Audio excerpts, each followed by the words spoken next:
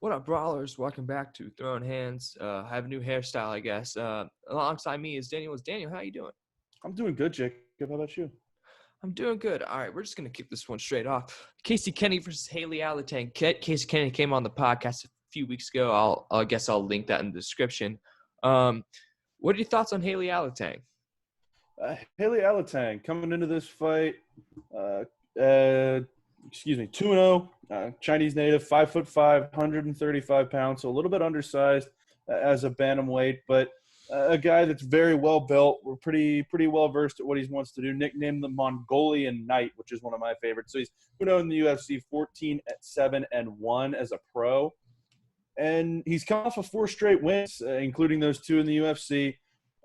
He's mostly a striker. That's what stands out to me. He's got a couple submission wins under his belt, but he's a striker. He's got decent ground and pound. When it does go to the ground, he can handle himself. He's an interesting kind of fighter because he takes a lot of fights to decisions, but he's finished a lot of people with punches as well.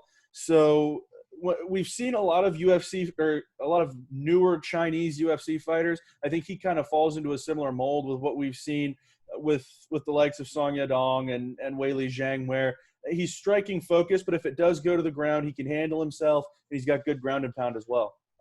Yeah, I mean, there's not much to add to that. If he sees a disadvantage on the feet, he will go to the ground. He does like to grind you out sometimes, so I think that's a pretty important thing to note. But when it comes to Casey Kenny, this guy's as good as it gets when it comes to wrestling. Second-degree black belt in judo. He's won state championships in freestyle wrestling and Greco-Roman wrestling, and he does have a Brazilian Jiu-Jitsu purple belt.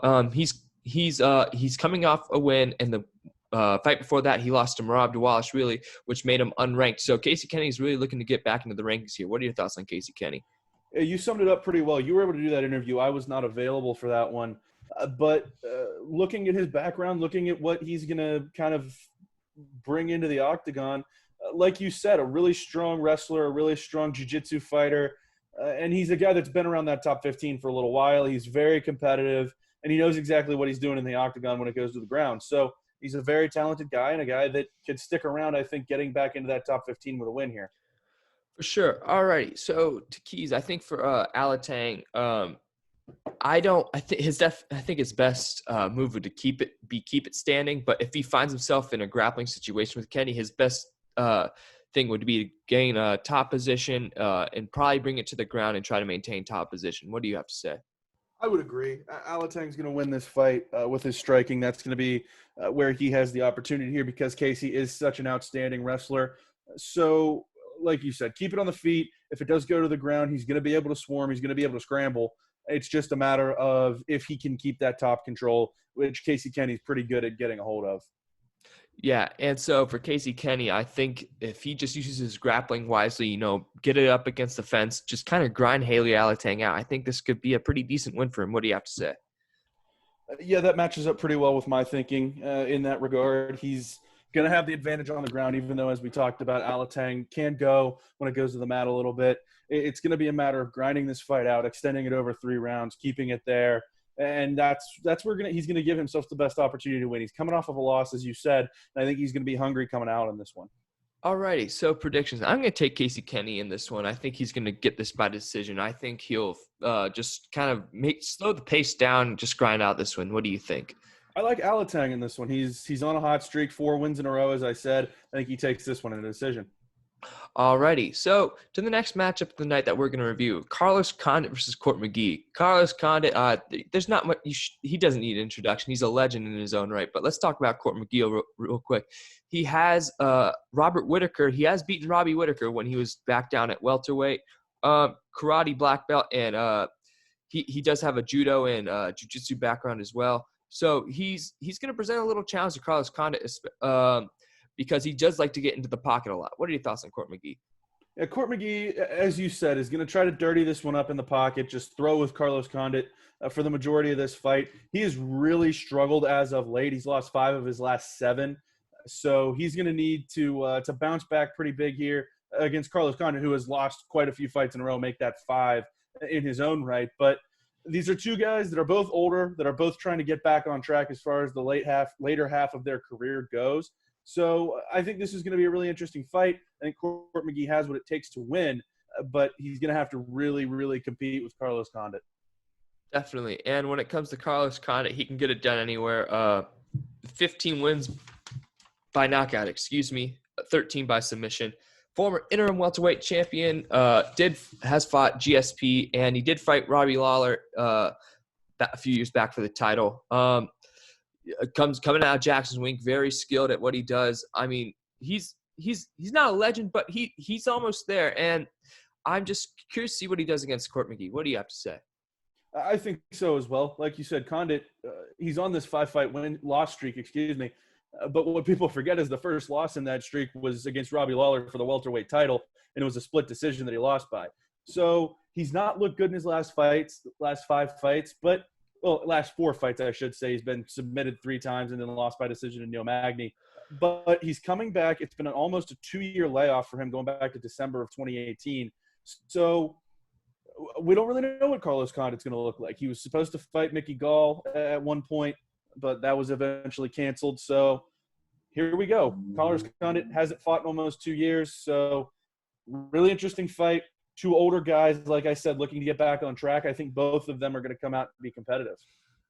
Definitely. All right, so on the keys, I think for Carlos Condit, I think he's got to chop down Court McGee's legs, make him not want to come into the pocket. He does have a 2.5 leg reach advantage, so I think he can do that. And if he has to, just take it to the ground, he can get it done there. What are your keys for Condit? You nailed it right on the head. I think that's exactly where we're going to see this fight go. And what are your thoughts on Court McGee's keys? He's going to have to turn this into essentially a kickboxing fight. Get in tight in the pocket again against Condit. Just keep everything controlled from that regard. Make this a fight in a phone booth. I feel like I said that a lot on this podcast, but with guys like Court McGee, that's what they have to do. All right, so predictions. I'm going to take Carlos Condit in this one. I think we see him get a little bit back on track here. I'm not saying he gets ranked again in his career, but hey, I think he gets a win here. What do you have by submission? What do you have to say? I think Condit gets the win here as well. I think he's in a position where he's not fighting really top 15 contenders like he was at one point. I mean, those 5 losses he's taken in a row: Robbie Lawler, Damian Maia, Neil Magny, Alex Oliveira, Michael Chiesa. That's nothing to sneeze at. So Court McGee is going to be a step down in talent for him, and I think that allows him to pick up the win. Alrighty, so we're going to skip the first fight on the main card. We might review it. There's nothing, not too many, ramifications that'll come out of that fight. That was probably the wrong word. But anyway, this fight, the Bantamweight division is a big night tonight. Jermaine Duran versus Juliana Pena. Jermaine Duran, former featherweight title holder, if I'm not mistaken. I'm probably wrong on that. Yeah, former featherweight title holder.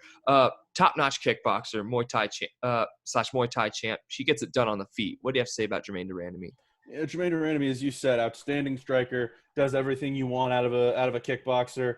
It comes from that Dutch kickboxing background that we have kind of seen develop several fighters over time. Nobody less than Alistair Overeem. So she's very talented. She's 36 years old, coming down the back half of her career, even though she's only fought 13 times professionally. Took Amanda Nunes to decision, which, as we know, is really an extremely difficult task for anybody in mixed martial arts. But she did it. She's got wins over Aspen Ladd, Raquel Pennington. She beat Holly Holm for the UFC Women's Featherweight title, and of course, that's somebody we're going to see later in this card as well. So she's competed with just about everybody when it comes to the elite bantamweight and featherweight women in the world, and she's beat a number of them. Definitely. And I think if she wins this fight, she might get the next title shot in this 135 division, but we'll talk about that a little later. But on to Juliana Pena, skilled grappler. She has underfined, but if she hits you right, you're going to the ground. What are your thoughts on Juliana Pena? Yeah, Juliana Pena will mess you up because, like you said, she's got a Brazilian Jiu-Jitsu background, but she can also kickbox with the best of them. And she's got three knockout wins, 3 submission wins, and 3 decision wins at a 9-3 record. So that just tells me how versatile she is. She got tapped out by Valentina Shevchenko back in 2017. She's only fought once since then.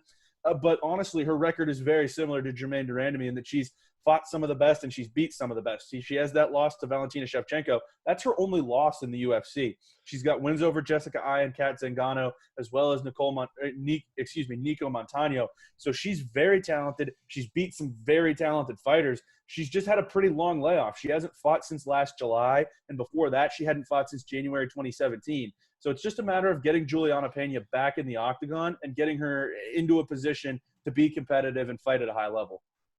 Definitely. So, keys for Juliana Pena, I think it's definitely in her best interest to go to the ground here. I think for both of these guys, it's where the fight is fought. If this stays on the feet, I think Duran has the clear advantage. But if it goes to the ground, I think Pena will handle her own and beat Duran. What are your thoughts? I think so. I think Juliana Pena, like I said, she took a 2.5-year layoff because she was pregnant, obviously had her first child, has had some injuries in the past, but she's finally, I think, ramping up to the point to where she's going to be able to fight at a high level. I think if she utilizes that Brazilian Jiu-Jitsu, she's going to have an advantage there. Even though she probably can stand and throw with Jermaine Randami, I think her best option is going to be going to the ground.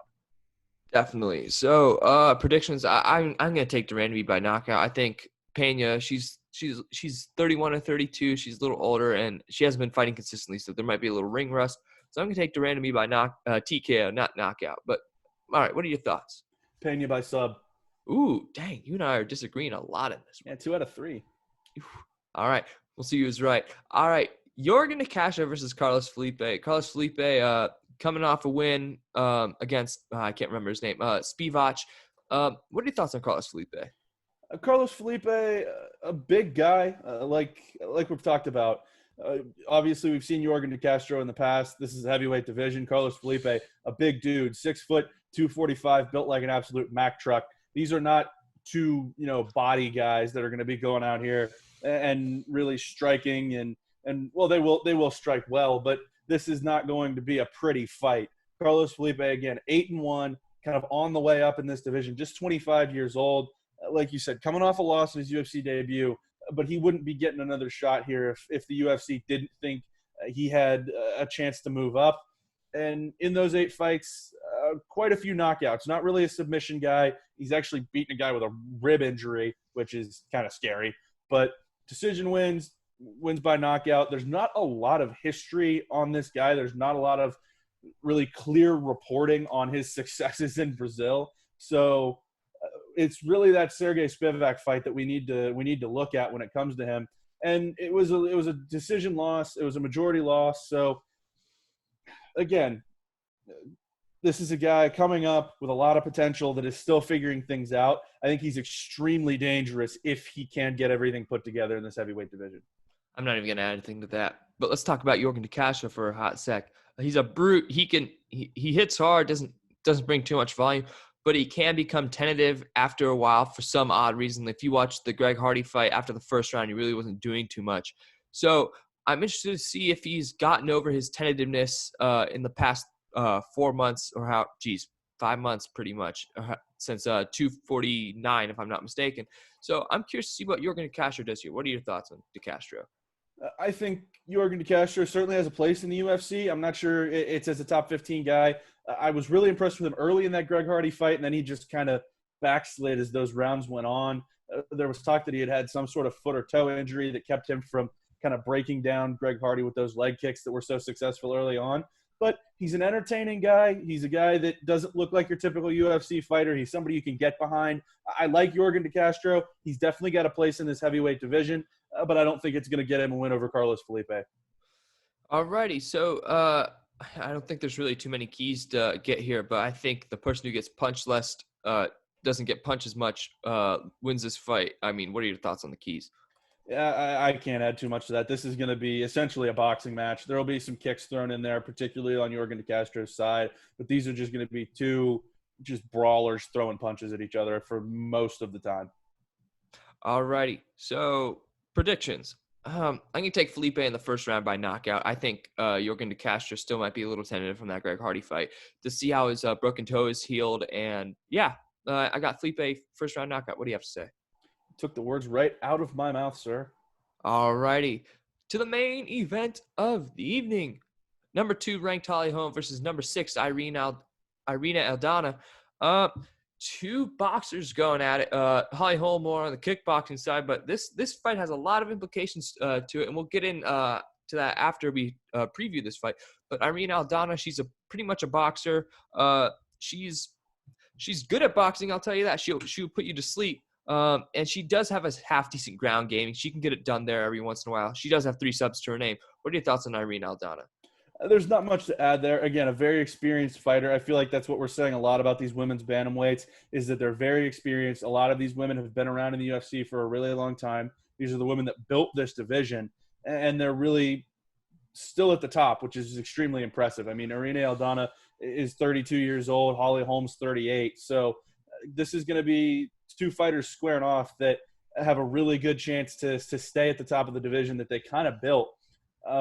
As far as record goes, Irene Aldana coming off back-to-back wins, including her last at UFC 245 against Ketlin Vieira, who we just saw pick up a win this past weekend at 253. Had a knockout there that was named the performance of the night. She's an exciting fighter. She's got 2 fight of the night bonuses, a one-time performance of the night winner. So she's also got the second best takedown defense in UFC history at 93.5%. So that's pretty ridiculous that she's able to fight at that high of a level. She's able to wrestle at that high of a level in terms of defensive wrestling, but she can also strike with the best of them. Definitely, and she might not have to use that takedown defense too much, especially like a girl against against a girl like Holly Holm. She's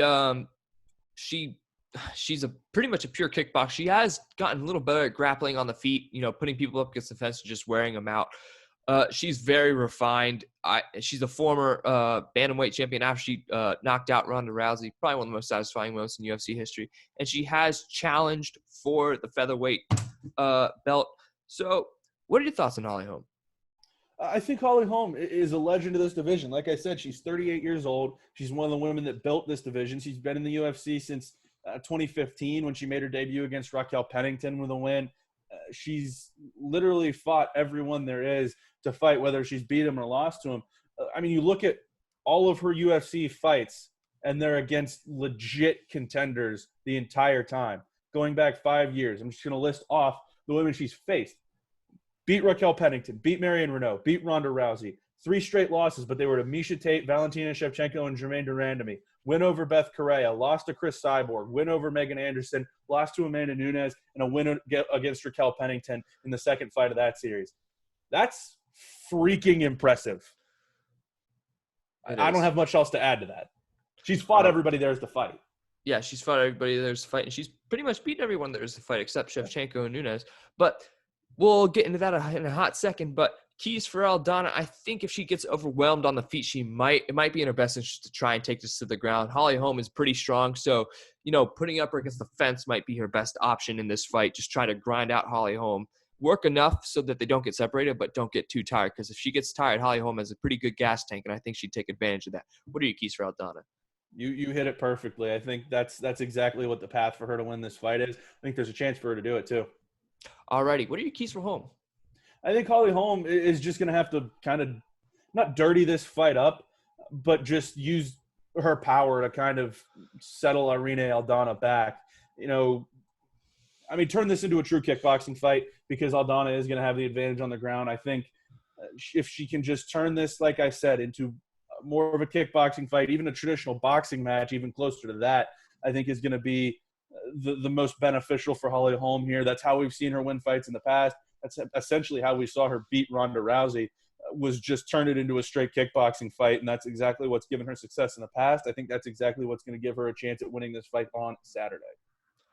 All righty. 2 predictions. Irene, they fought a month apart back in Irene Aldana last fought in December of 2019, Holly Holm in January of 2020. Crazy how much has changed since then.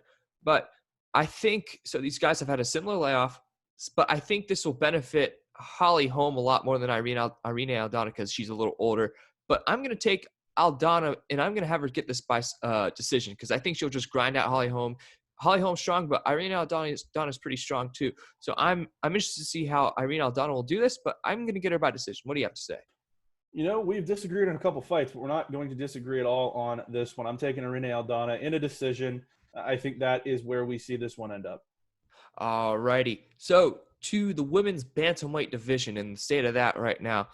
So Amanda Nunes has got this locked up, but Nunes is fighting in December for the featherweight title against Megan Anderson. So this belt will probably be up for grabs. Well, not up for grabs, but Nunes will defend it probably in April or May of next year, depending on how quickly she disposes of Megan Anderson.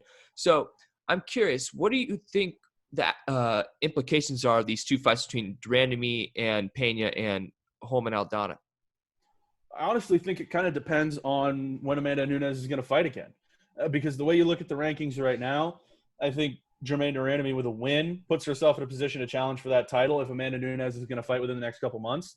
If it's, like you said, April or May before that title gets challenged for, which I think it is, we'll probably see Duran and Holly Holm fight to decide who that true number one contender, or not Duran and Holly Holm necessarily, but whoever wins the two winners from Saturday night, I should say, I think we will see get matched up if that fight happens later in the spring, which it looks more and more like it's going to happen.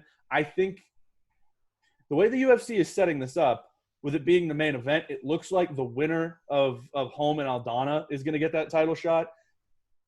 I'm not sure that's what I would want to see. I would probably like to see the two winners of those bantamweight fights square off to decide who the number one contender to Amanda Nunes' title is.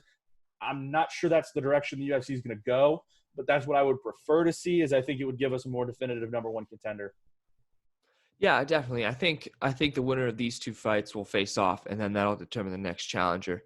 And what was I gonna say?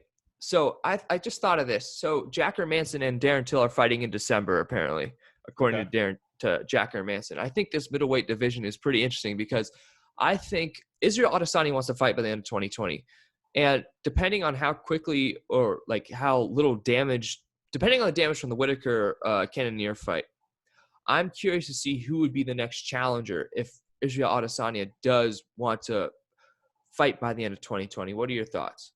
It's going to depend on that Cannonier Whitaker fight, because Jared Cannonier, it's pretty clear if he wins that fight, is the next contender, is the next challenger for Israel Adesanya. It's just going to be a matter if he can get turned around by the end of 2020. Like you said, that Hermanson-Till matchup is going to happen. I think whoever wins that probably is looking at the title shot in 2021. If Israel Adesanya is going to fight before the end of 2020, I think it's going to be against Jared Cannonier, and that's going to take a couple things going the right way for Jared Cannonier. First, he's going to have to beat Robert Whitaker, and second, he's probably going to have to finish that one relatively early without taking a lot of damage. Yeah, and Yoel Romero said something that he wants to rematch, but I mean, I don't want to see that fight again. Yeah. I mean, and Yoel Romero's lost, 4 in a row, something like that? Yeah. So it's not in his best interest to do this. But alrighty, to some news. We have a lot of news here. The UFC has offered Poirier and McGregor a fight sometime in December. What are your thoughts on that? I think that's really interesting because obviously there was talk about Poirier and Conor McGregor fighting outside the UFC in I believe what was being referred to as a charity martial arts exhibition, something along those lines. Those aren't the exact words, but I think that's how it was phrased. That's an interesting proposition because, like I said, it would happen outside the UFC. It would not be sanctioned by the UFC, obviously. And it seemed within a couple days, the UFC were the ones throwing that fight out there.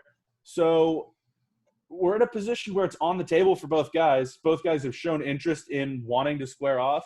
And I'd be here for it. I would love to see that. I would love to see that in December. I would love to see that in January. I would love to see that in 2025. If it was going to happen, I would wait for it. I'd wait for it too. I'd be interested in that also. To some other news, what's his face? Oh, No Love Garbrandt has dropped out of his title fight in November against what's his face, Davison Figueiredo, and has been replaced by Alex Perez. What are your thoughts on that one? Flyweight division just can't get any luck, man. Just when it looks like things are going the right way, Davison Figueiredo is dominant as the champion. You've got Brandon Royval as your true, kind of top prospect, future title challenger coming up, looking so dominant. It looks like the 125 division is finally getting on track, and then this happens. And you've got Cody Garbrandt dropping out, and you've got to replace him with Alex Perez, who's a great fighter in his own right. But this was going to be the fight that essentially, to me, had the chance to put the flyweight division back on the map, because people who are diehard UFC fans know who Deiveson Figueiredo is, know how great he is.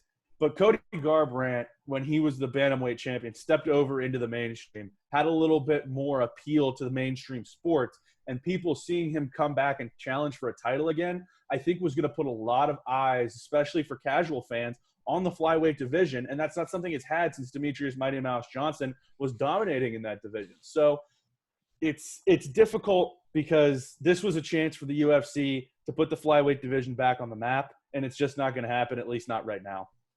Yeah, I don't think so either. It's a really rough situation, I think, for this flyweight division that was almost going to get cut.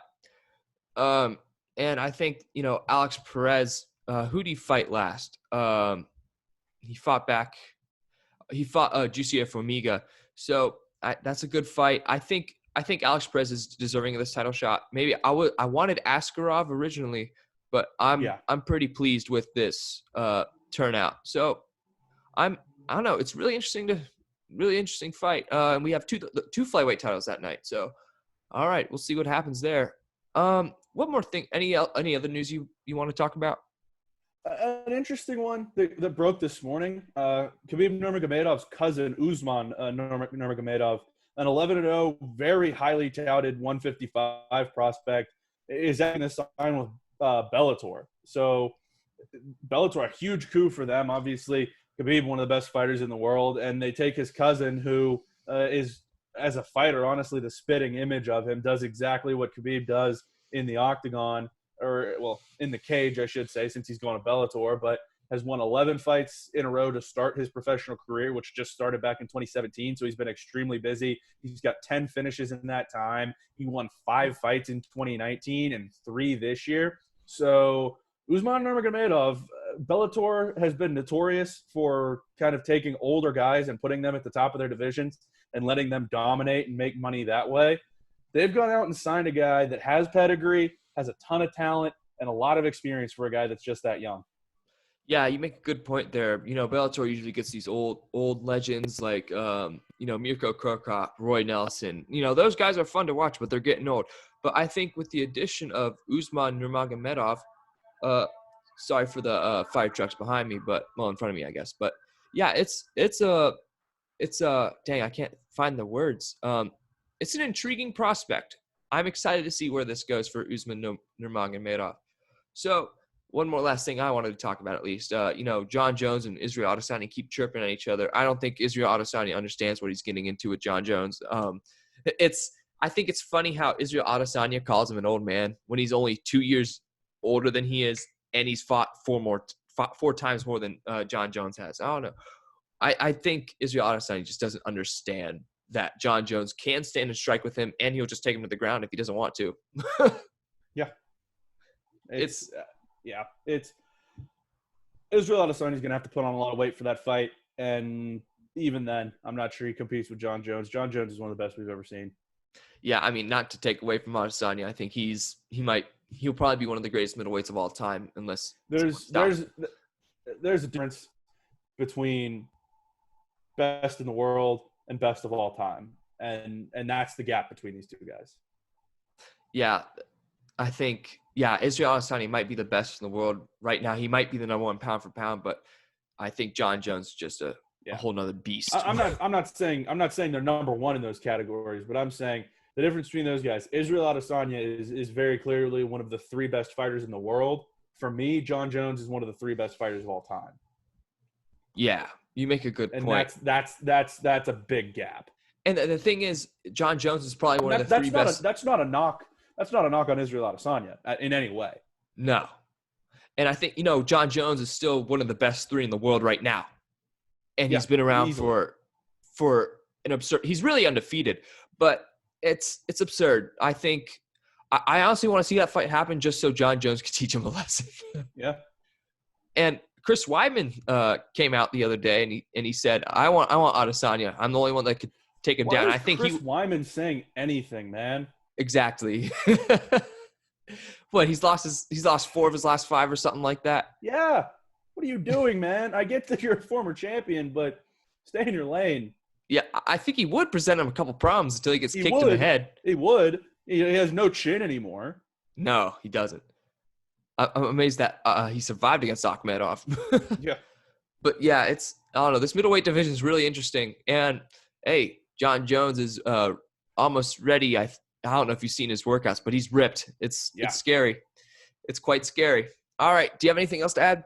There was one thing, and it's not a huge story, but it was a very interesting headline. So the last couple of years, a lot of members of the Gracie family have been going to Bellator. I feel like this is like Daniel's Bellator corner today for some reason. But a lot of because of Royce Gracie being kind of tied in with Bellator the last couple of years, there have been several heading over there. Neiman Gracie, Connery Gracie, Hobson Gracie Jr., Halen Gracie is waiting to debut soon. And then Thursday at Bellator 247, Kylon Gracie Baring is going to make his Bellator debut. So ahead of that fight, Kylon Gracie Baring, who, of course, is the son of Marcelo Baring, grandson of Carlos Gracie, has made an interesting proposal, which would be a Gracie versus the world card in Bellator, where there would be a Gracie in every fight taking on various fighters from around Bellator to kind of take the Gracie name that, of course, is so important to mixed martial arts. They're really the forefathers of jiu-jitsu and essentially mixed martial arts, with beginning with UFC 1, but kind of launch that Gracie name back into the stratosphere of mixed martial arts. I think that would be really interesting. It's something that's been proposed, and there's enough Gracies in Bellator to do it. I think that would be really fun to watch. It would be fun to watch, but that's also a risky thing for the Gracies. Oh yeah, because if they get dominated, then yeah. I mean, when Renzo was around, in his prime, they would the Gracies would, because they got money, they're like, hey, let's make the rules so that we give Renzo the best chance to win. So I don't know, it's not early 2000s anymore. It's 2020, and with the way 2020 is going, I don't think they want to do it this year. I think it'd be in their best interest to do it next year. All right, I don't have anything else. Do you have anything else? That's it for me. All righty, guys. Thanks for listening. You'll catch us for an interview. It'll probably be up Monday, but yeah, we'll see you guys later.